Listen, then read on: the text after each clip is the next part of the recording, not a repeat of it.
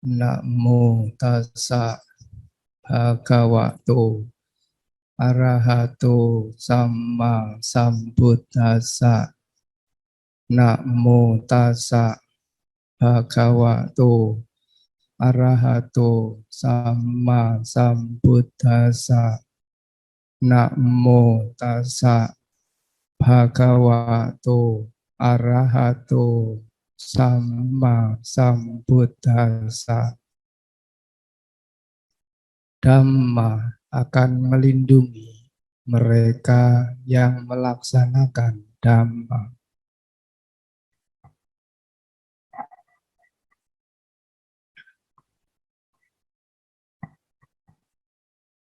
Romo Ramani yang saya hormati, Bapak-bapak, Ibu-ibu yang saya hormati, saudara-saudari sekalian yang saya hormati, selamat malam, Namo Buddhaya.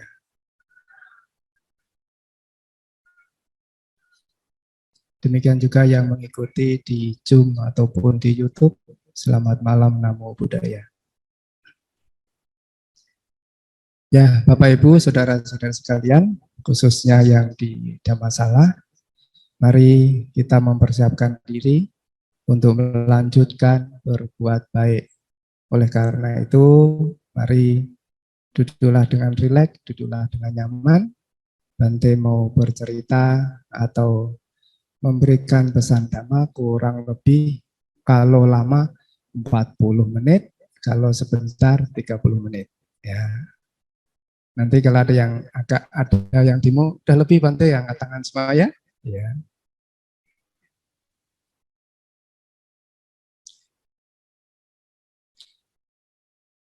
Sebagai umat Buddha,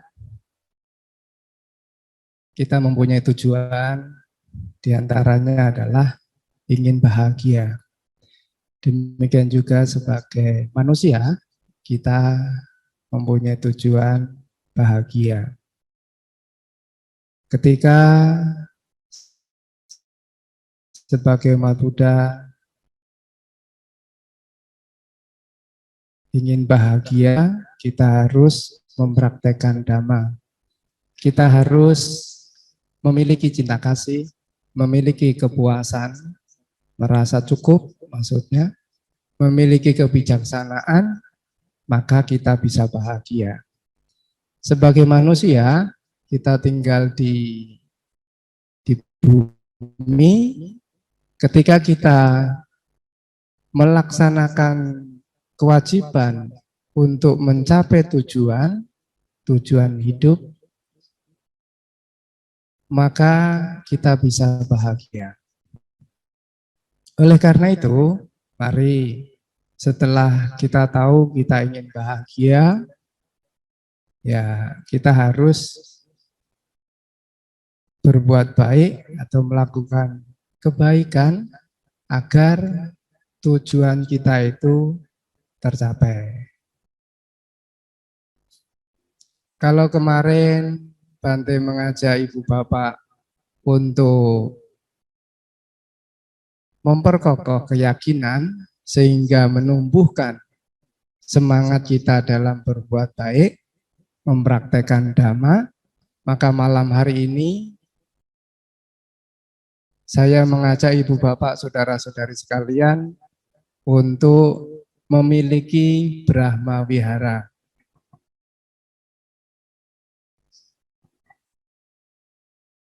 Walaupun mungkin di antara Bapak, Ibu, saudara-saudari sekalian sudah mengenal akan Brahma Wihara, 4 kediaman luhur, tetapi di sini saya mengajak Anda untuk nanti kalau yang sudah punya, dikembangkan lagi di dalam kehidupan sehari-hari. Kalau sudah mahir, mempunyai cinta kasih, mempunyai kasih sayang, mempunyai simpati atau turut bahagia atas kesuksesan, kebahagiaan orang lain, dan juga keseimbangan batin, sudah mahir, silahkan diajarkan, diberikan kepada orang lain yang belum mengerti atau yang belum punya. Sehingga Anda bahagia, orang lain juga bahagia karena telah memiliki Brahma Wihara. Bapak, Ibu, saudara-saudara sekalian, kenapa malam hari ini saya mengajak Anda untuk memiliki Brahma Wihara atau mengembangkan Brahma Wihara, 4 kediaman luhur? Karena hari-hari masih banyak diri kita diliputi yaitu kebencian, yaitu penderitaan, yaitu masih kalau ada orang lain sukses, orang lain maju, orang lain banyak materi, itu kitanya masih iri, masih nggak bisa terima, ya sesekali, ya kok sesekali Bante, ya itulah mungkin kebanyakan kita gitu ya. Ya. Lalu ketika kita menghadapi suatu hal, ya apakah itu penderitaan, apakah itu kesukaan atau kebahagiaan karena menikmati kesenangan indria, kita masih terbawa arus yang menyebabkan kita tidak seimbang dan kita masih dipengaruhi oleh kebencian, keserakahan. Ya. Karena hal-hal itu kita banyak temui di dalam kehidupan sehari-hari, maka di sini penting bagi kita untuk memiliki cinta kasih, memiliki Brahma Wihara, mengembangkan Brahma Wihara. Ibu Bapak, hari-hari banyak cinta kasihnya atau banyak tidak cinta kasihnya? Hah? Banyak cinta kasih atau banyak tidak cinta kasih? Hah? Enggak, saya tanya Kak, jawabnya gimana? Banyak yang mana? Ditanya betul-betul jangan bohong loh ya, ini Natasila nih. Ya, banyak yang enggak cinta kasih Bante karena lupa catat ya, nanti dicatat ya. Ini masalahnya lupa nyatat itu. Mungkin banyak cinta kasihnya tapi lupa nyatat ya, lupa tahu ya. Oleh karena itu, mari kita kenal, kita kembangkan lagi cinta kasih ya. Kalau kita belum punya cinta kasih seperti seorang ibu yang disebutkan di dalam Karanaya Metta Sutta, berarti boleh kita punya cinta yang monyet ya. Setelah cinta yang monyet, cinta apa lagi? Cinta suami istri, cinta apa lagi? Kalau sudah nanti jadi kakek nenek, kalau belajar dhamma, atau kalau sudah jadi ibu bapak, bisa merasakan, bisa mengenali cinta kasih seorang ibu, seorang bapak. Ya, bisa bedakan nggak cinta waktu pacaran pertama, cinta sebagai suami istri yang baru, cinta sebagai seorang ibu, seorang bapak yang sudah punya anak 1, 2, 3. Bisa? Bisa membedakan ya? Bisa. Ya mungkin cinta rasanya yang mendekati cinta kasih yang umum mungkin seperti itu kalau untuk nyicipin dulu loh ya. Nanti persisnya masing-masing beda. Ya. Pokoknya rasanya ada seperti itu. Ya. Jadi hari-hari kita berusaha bagaimana agar kita memiliki cinta kasih, ya. Semoga saya bahagia. Ya kalau semoga bahagia berarti kita bebas dari derita, ya. Bebas dari mendengki dan didengki. Bebas dari menyakiti dan disakiti. Terus apa lagi? Bebas dari derita batin dan jasmani. semoga saya dapat hidup dengan bahagia seperti di Brahma Wihara. Ibu Bapak berapa banyak cinta kasihnya? Bisa enggak sekarang senyum? Enggak kelihatan nanti. Nah, kalau enggak bisa senyum, ingat yang lucu-lucu itu ya, TikTok atau di YouTube atau di Facebook gitu. Ya, ya.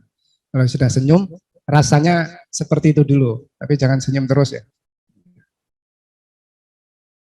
Jadi buatlah diri kita bahagia, gembira, tenang, jangan cemas, jangan khawatir dan lain sebagainya.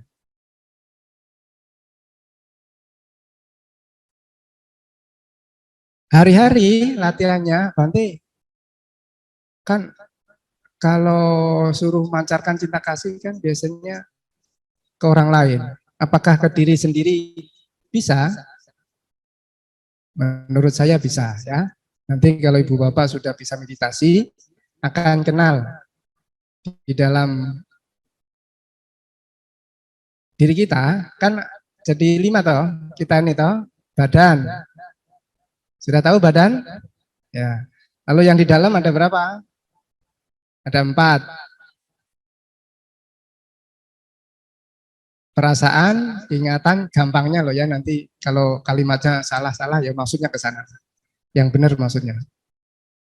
Perasaan, ingatan, bentuk-bentuk pikiran, kesadaran. Ya. Jadi hari-hari 4 inilah yang biasanya selalu beraktivitas dan berproses, kemudian gabung dengan badan kita. Ya, gampangannya kalau masak ibu bapak kan yaitu bumbu bahannya apa saja itu kalau ada 4, kemudian diaduk-aduk di wajan jadi masakan. Gitu ya. Paham maksudnya ibu-ibu? Enggak. Maksudnya kalau batin kita itu kan ada unsurnya ada 4, ya diibaratkan kayak kalau kita buat bahan makanan atau masakan bahannya 4, ya. Prosesnya itu diaduk-aduk jadi kan jadi masakan apa? Hah? Nasi goreng. Ya. Jadi maksudnya di dalam pikiran kita ada 4 unsur ya yang biasanya berproses. Ya, nanti kalau kita bisa mengenal termasuk 5 dengan badan kita, itu juga bisa melatih cinta kasih. Kalau kemarin itu kapan ya saya bilang? Kalau jaga toko, buka toko kan harus dengan cinta kasih. Maksudnya dengan senyum, dengan gembira. Itu bagian dari cinta kasih. Nanti berkegiatan juga sama, nyapu, masak, dan lain sebagainya. Kalau dengan senyum, dengan gembira berarti itu bagian dari cinta kasih. Kan bahagia toh kalau senyum, gembira, ya. Lalu nanti kalau apalagi intinya ketika kita hari-hari berkegiatan berusaha buat diri kita gembira, bahagia. Lalu ucapkan dalam hati semoga saya gembira, bahagia. Itu juga merupakan latihan mengembangkan cinta kasih untuk diri sendiri. Nah kalau nggak gitu kan nanti biasanya kita nggak mau juga karena ego ya. Nggak mau ngapain? Kasih dia cinta kasih. Ya, kita tidak mau ngasih dia cinta kasih karena kita sendiri masih butuh. Tapi nanti kalau berlebihan akan mudah untuk memberi. Jadi nanti ibu bapak hari-hari berusaha untuk juga mengembangkan cinta kasih di dalam diri dengan memancarkan, memunculkan, mengenali cinta kasih yang harus kita munculkan. Setiap berkegiatan, meditasi, baca parita, harus tahu ketika baca parita, gembira dan senang. Nanti mulai dicatat. Ya. Kemudian berikutnya kalau kita sudah banyak senang, banyak gembira, banyak bahagia berkegiatan hari-hari, nah baru kita bisa kasih ke orang lain. Dengan memberi orang lain, nanti kita munculkan rasa gembira. Saya memberi dia, semoga dia bahagia, semoga saya bahagia. Itu pun berusaha untuk dikenali. Bante gampang atau susah ya? Ya Bante sih ngomong saja. Nanti Ibu Bapak coba siapa tahu kan kayak iklan itu kalau banyak gitu kan nanti ada salah satu yang kecantol gitu. Ya, gitu. Tapi kan Ibu Bapak kan pernah kan memberi ke orang lain kan? Melihat orang lain dikasih senyum, kitanya langsung gregel, seneng, gembira, pernah tidak? Ya, jadi nah, hal seperti itu dicatat, jadi sering-seringlah memberi. Waduh Bante, kehabisan barang nih, mau ngasih apa? Ya nggak usah kasih barang, kasih senyum, kasih apa lagi? Kasih rasa aman. Jadi satpam Bante, ya boleh. Ya. Satpamnya siapa? Satpamnya mama papa lah, ya. Jadi hal itu bisa dilakukan. Jadi ketika memberi orang lain, membantu orang lain dalam berkegiatan, munculkan dulu dia gembira, saya gembira, kemudian ucapkan semoga saya bahagia, semoga dia bahagia. Itu juga kondisi untuk melatih cinta kasih. Demikian juga kalau kita melihat orang lain bahagia atau gembira, kalau untuk mengembangkan cinta kasih, kenali saja dulu rasa gembira bahagianya. Wah, dia punya mobil baru, dia senyum-senyum gitu ya. Rasanya bahagia. Kita ikut saja senyum-senyum ya, bahagia. Nah, berarti kita melatih diri untuk bahagia dulu. Nanti kalau turut bahagia, lain lagi itu berikutnya. Jadi ketika kita melihat orang lain sukses, orang lain bahagia, mari kenali di dalam diri kita terlebih dahulu. Oh, dia senyum. Nggak ada signalnya, nggak bisa nyambung nih, harus disambungkan sendiri. Ya. Dia senyum, dia bahagia, kita berusaha untuk bahagia lalu ucapkan, semoga saya bahagia. Dengan cara-cara seperti itu, maka nanti kita punya cinta kasih, ya. Makanya harus dilatih setiap hari. Ibu Bapak yang hari-hari suka olahraga siapa? Ya, setiap hari kan olahraga kan? Kalau olahraga kayaknya ada yang sakit. Ya. Sama juga nanti dicatat, dikenali, hari-hari harus lebih dari olahraga, mengembangkan cinta kasih.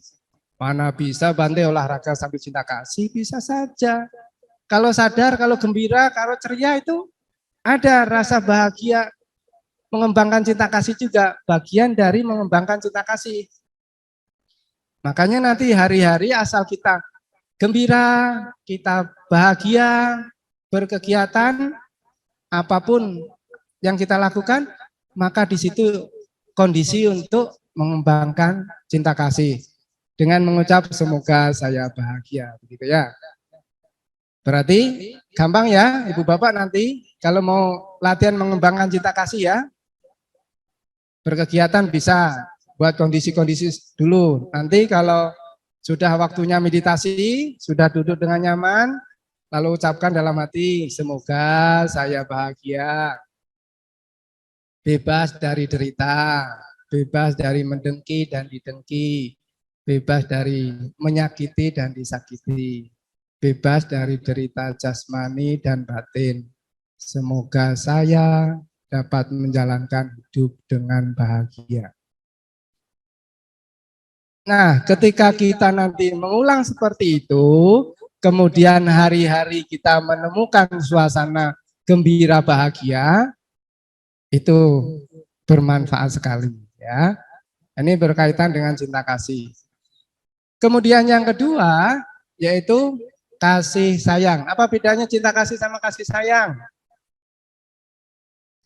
Kalau cinta kasih bahagia, Kalau dari jauh untuk orang lain, pengharapan supaya orang lain bahagia. Kalau kasih sayang, biasanya seperti di Brahma Wihara itu, semoga dia bebas dari penderitaan. Atau semoga saya bebas dari penderitaan. Semoga semua makhluk bebas dari penderitaan.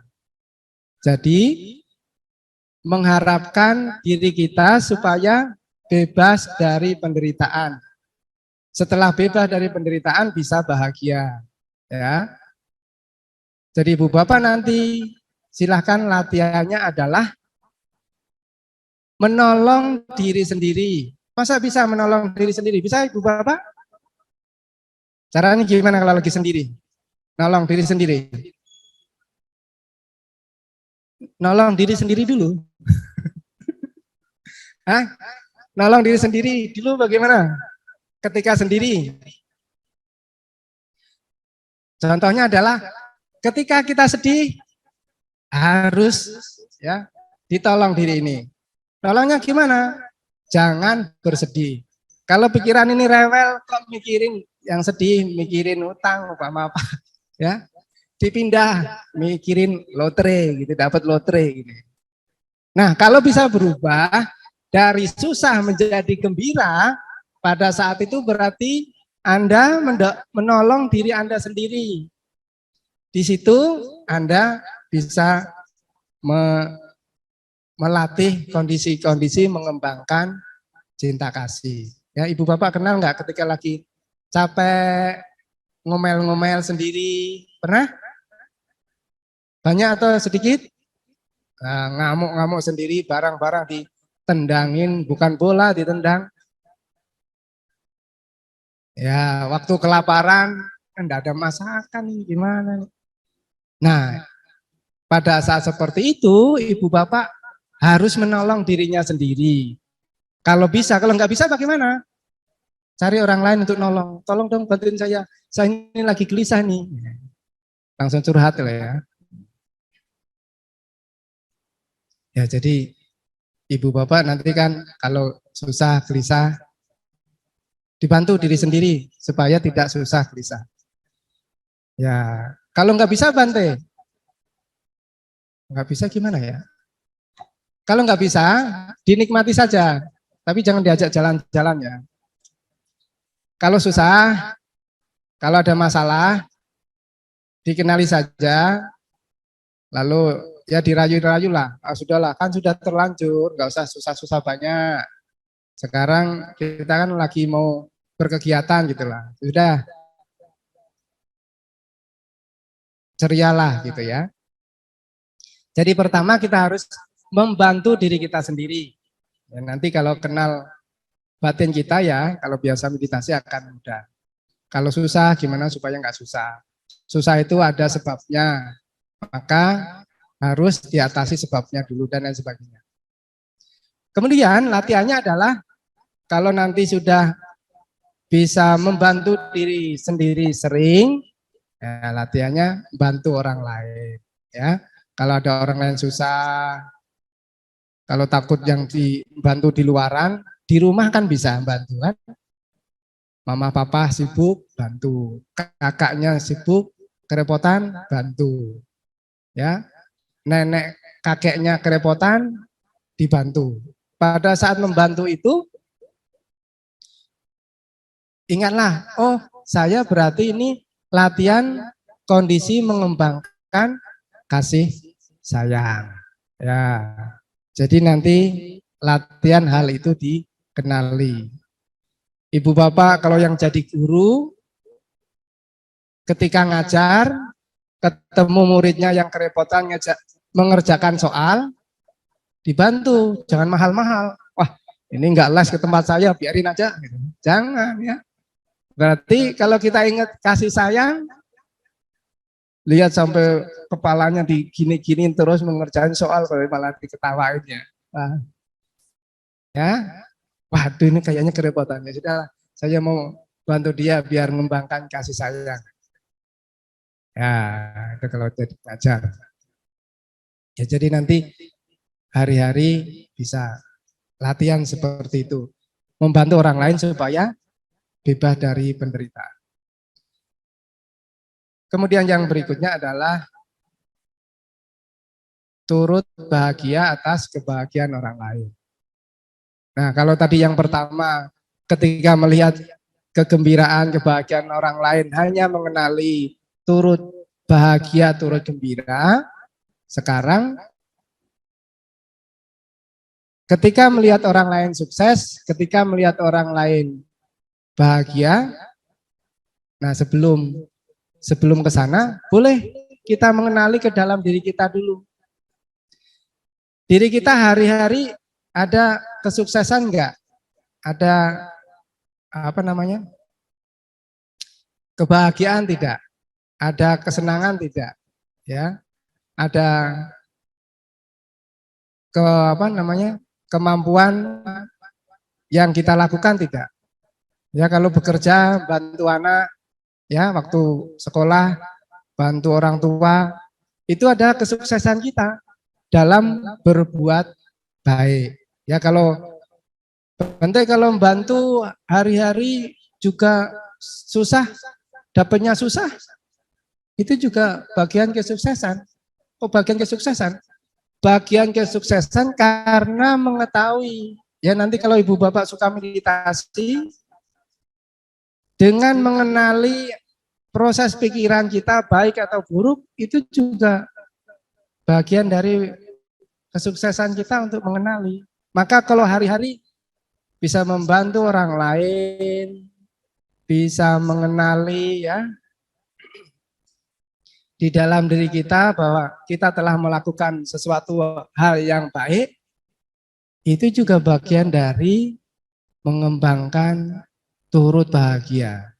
Ya, jadi nanti kalau sudah mengerjakan tugas, kalau anak-anak sekolah ya, senang, itu harus dikasih tanda, dikenali.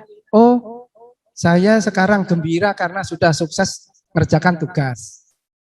Lalu Bapak Ibu Guru juga sama, hari ini atau umat Buddha tadi sudah fungsen, selesai fungsen tadi rasa gembira muncul, oh acaranya sudah selesai, saya merasa senang.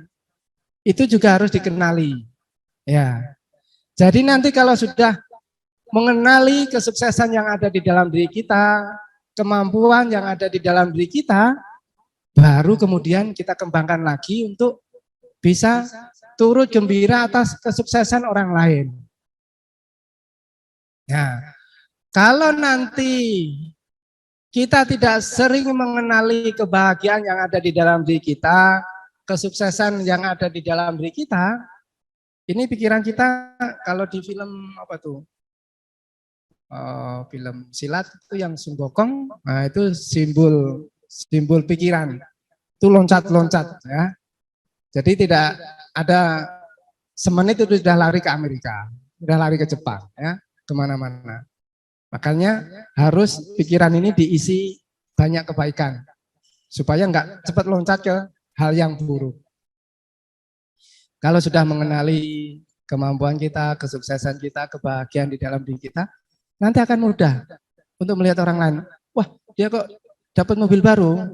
Oh, ya udah turut gembira, seolah-olah itu adalah mobil kita ya. Boleh tidak?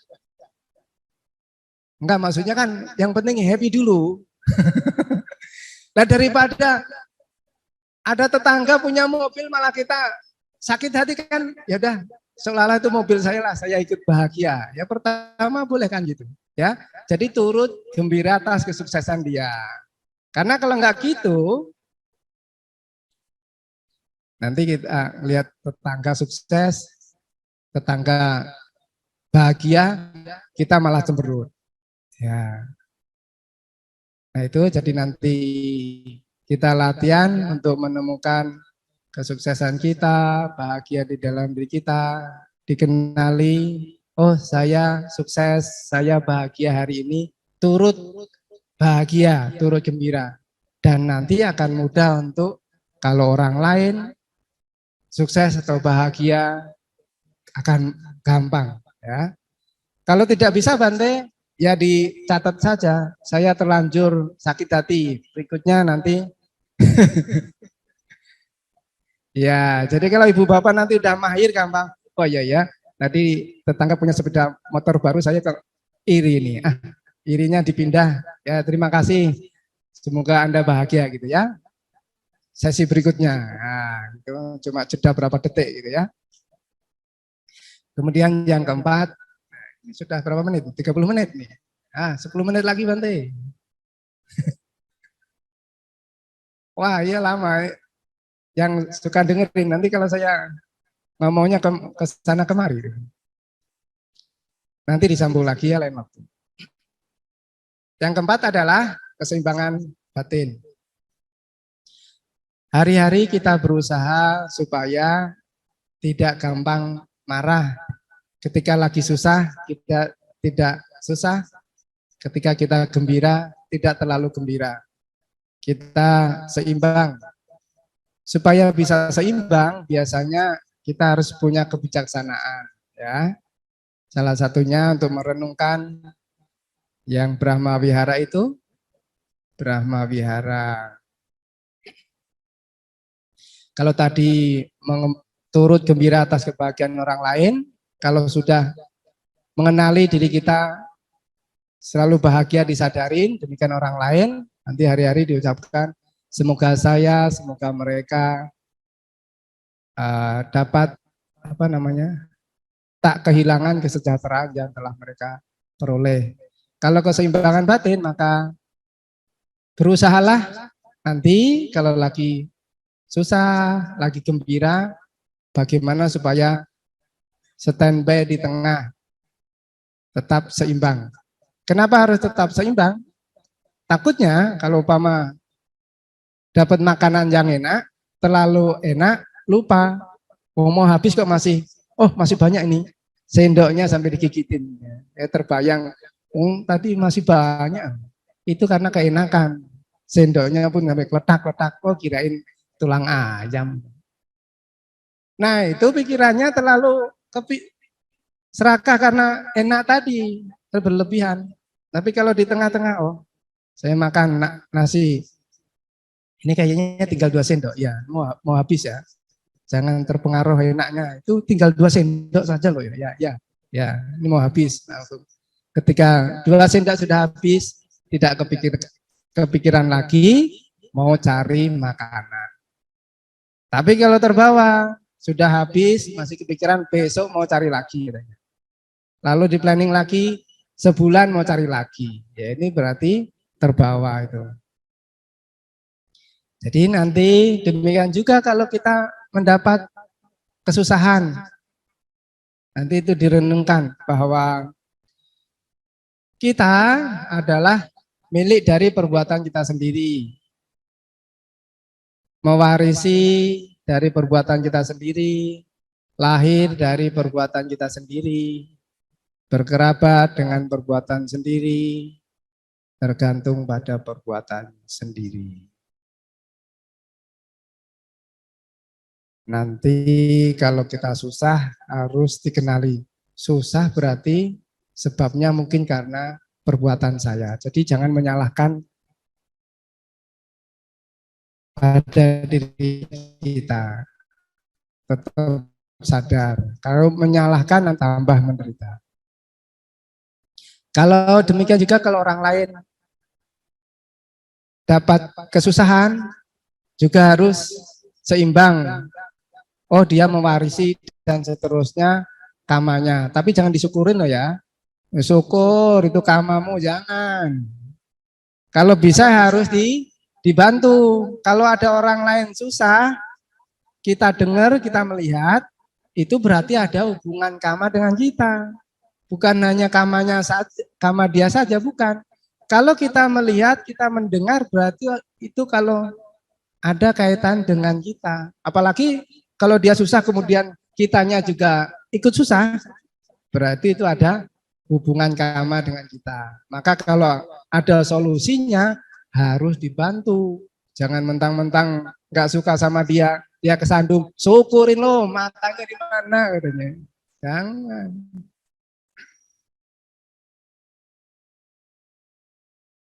Jadi agar kita nanti bisa seimbang. Ya, memang membutuhkan usaha yang banyak. Ya, saya sendiri pun hari-hari kalau juga masih marah, masih males dan lain sebagainya. Tapi kalau tenang dulu, kembali ke nol katanya kalau mengisi bensin ya. Ya, jadi nanti kalau lagi nemukan kesusahan, ingat itu kan di dalam Dhammacakkappawatthana Sutta yang pertama itu tentang dua hal yang ekstrim ya. Jadi nanti kalau ibu bapak mengalami kesusahan sehari-hari kok enggak selesai-selesai, ingat apakah ada dua hal ekstrim di dalam masalah itu? Kalau ada harus ya ini di sini harus bisa seimbang. Tidak terlalu menyakiti diri sendiri dan juga tidak terlalu memanjakan diri sendiri. Sehingga bisa jalan tengah, bisa menyeimbangkan diri kita. Ya kalaupun susah, ya enggaklah. Susah ini kan ada sebabnya. Jadi dijalanin saja. Dengan cara seperti itu, maka kita akan berusaha untuk seimbang. Nah, Ibu Bapak, Saudara-saudara sekalian, jadi dengan ketika nanti kita berusaha untuk membuat kondisi-kondisi agar kita bisa mempunyai cinta kasih, mempunyai kasih sayang, turut bahagia atas kebahagiaan orang lain, lalu keseimbangan batin. Nah, nanti setiap hari malam bisa mengulang Brahma Wihara. Ya. Jadi tentu nanti akan lebih bermanfaat ketika sehari kita sudah membuat kondisi-kondisi 4 Brahma Wihara ini berkembang, malamnya kita bisa memperkokoh lagi Brahma Wihara itu. Sehingga nanti hal-hal itu bermanfaat bagi kita. Ya. Dengan cara seperti itu, kita telah melatih, menghayati, mengembangkan dan memiliki Brahma Wihara. Dan nanti akan berguna. Kan di dalam Dhamma disebutkan, Dhamma akan melindungi mereka yang melaksanakan. Ya. Yang muda-muda, yang setengah tua, yang sepuh-sepuh, kalau sudah mengenal Dhamma, nanti akan berguna ketika usia kita tua. Ya. Kebijaksanaan, karena telah praktek Dhamma itulah nanti akan berguna. Kalau sudah tua nanti maaf, apa yang dipikirkan? Kalau bisa memikirkan mengembangkan cinta kasih kan lumayan ya. Jadi nanti kalau nggak ada kerjaan di rumah, mau sibuk-sibuk ya cucu juga ngomelin, ya. Kan bisa. Semoga saya bahagia, semoga anak saya bahagia, semoga cucu saya bahagia, semoga tetangga saya bahagia. Gitu. Jadi pikirannya bisa diisi 4 Brahma Wihara itu. Bukan nginget itu ya masa-masa dulu saja yang bikin cemas, tapi mengingat hal-hal yang baik. Ya Dhamma ajaran Sang Buddha, melihat, mengingat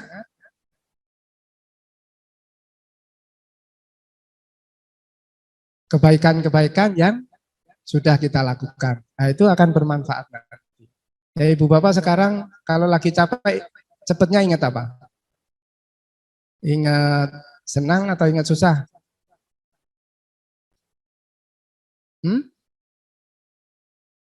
Kalau lagi capek, ingatnya yang mana? Yang gampang ingat? Tidur. Iya tidur ya, berarti tidurnya dengan cinta kasih ya. Ya, jadi itu, maka nanti ketika nanti kita tua atau sekarang akan berguna kalau kita lagi susah ataupun lagi ada masalah. Jadi kita akan mudah untuk mengingat Dhamma ajaran Sang Buddha, kebaikan yang telah kita lakukan, dan nilai-nilai luhur dari ajaran Sang Buddha. Oke, sudah 40 menit ya. Sudah Bante kehabisan nih. Sudah kehabisan. Ya. Biar tambah lagi nanti ditanya saja ya.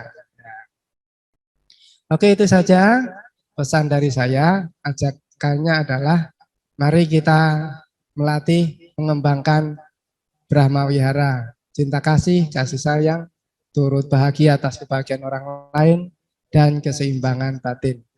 Kalau nanti kita memiliki 4 Brahma Wihara itu, kita akan bahagia di dalam kehidupan sehari-hari. Terima kasih atas perhatiannya dan kesempatan kita bisa bertemu kembali. Mohon maaf jika ada hal yang belum berkenan, dan akhirnya Sabe Sata Bhavantu Sukhitata. Semoga semua makhluk hidup berbahagia. Ya, Bante. Budaya. Ya. Yang ingin saya tanyakan adalah ketika seseorang dikasih mimpi oleh orang yang sudah meninggal, apakah ada hubungan karma ataukah ada penyebab lainnya? Karma yang meninggal ya? Oh, baik. Wah, saya juga nggak tahu persis. Tapi ini saya belum baca sutanya ya, nanti kalau pada baca suta silahkan dikasih jawaban dari suta ya. Ini Bante cuma pengalaman sama digabungkan dengan pengalaman damai.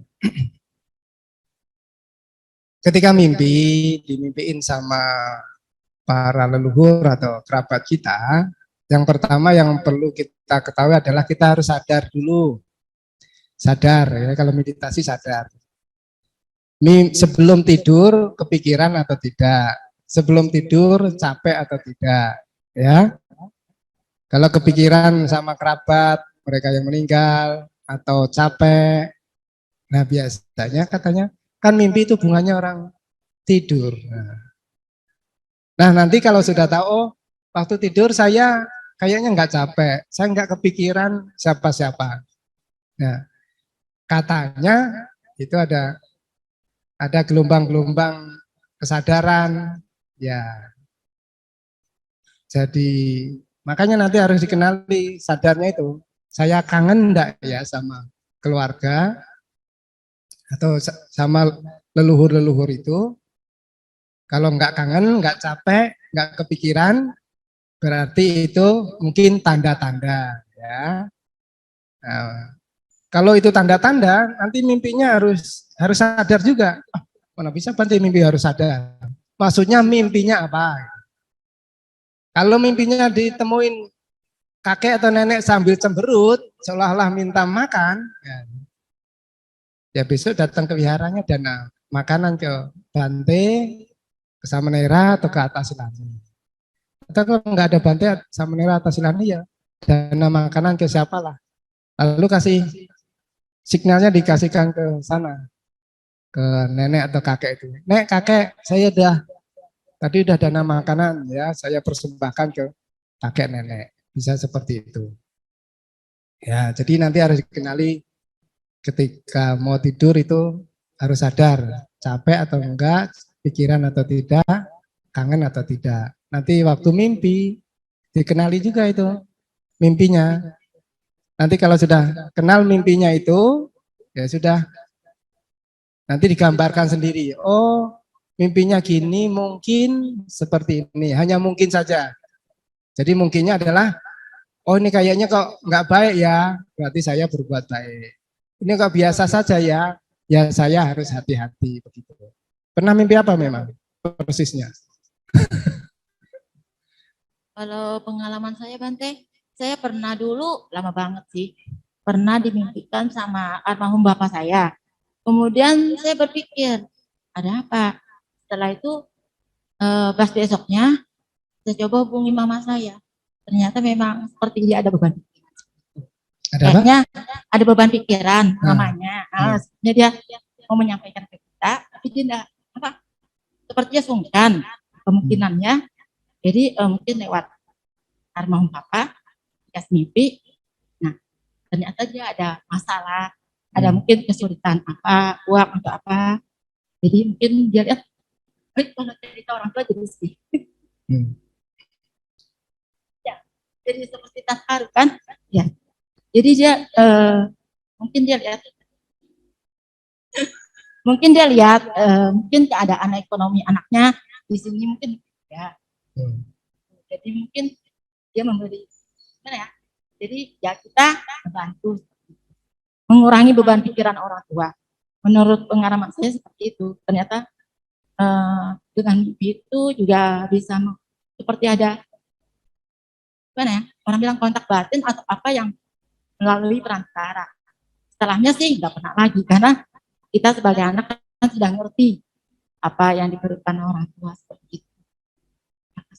Ya, ya itu saja kalau ceritanya memang membuat cemas atau apa ya kita bantu. Kalau mereka tidak bisa membantu ya kita saja membantu membuat kondisi-kondisi yang baik saja. Karena kalau yang sudah meninggal kan kita juga tidak tahu persis. Kecuali kalau kayak film itu apa ghost apa itu hantu itu. Nah, itu kalau di film hantu itu maksudnya ada yang meninggal ini dulu kan apa namanya vampirnya itu kan meninggalnya karena waktu itu mau pentas di kesenian apa gitu. Akhirnya dia jadi makhluk halus nonton pentas itu. Nonton pentas itu karena dia dulu mau memperagakan apa. Nah akhirnya ya itu. Jadi dengan melihat peristiwa itu, pentasan itu, dia dulu mau main memerankan apa di situ. Dari cerita itu kemudian yang makhluk halusnya ini bisa menerima. Ya akhirnya dia pergi dengan tenang. Nah, nanti kalau dari cerita siapapun lewat mimpi itu, ya kalau bisa mengurai, kemudian ada solusinya, ya bisa. Ya nanti harus memperagakan seperti itu, seolah-olah ada makhluk halusnya. Wah, langsung diperagakan. Siapa tahu signalnya nyambung, terus ketemu, oh dia bisa menerima, ya happy. Tapi kalau belum bisa ya membuat hal-hal yang baik saja, diharapkan semoga mereka bahagia. Ya itu saja dulu ya. Nanti kalau kurang lagi SMS saja. Baik, Bante, terima kasih.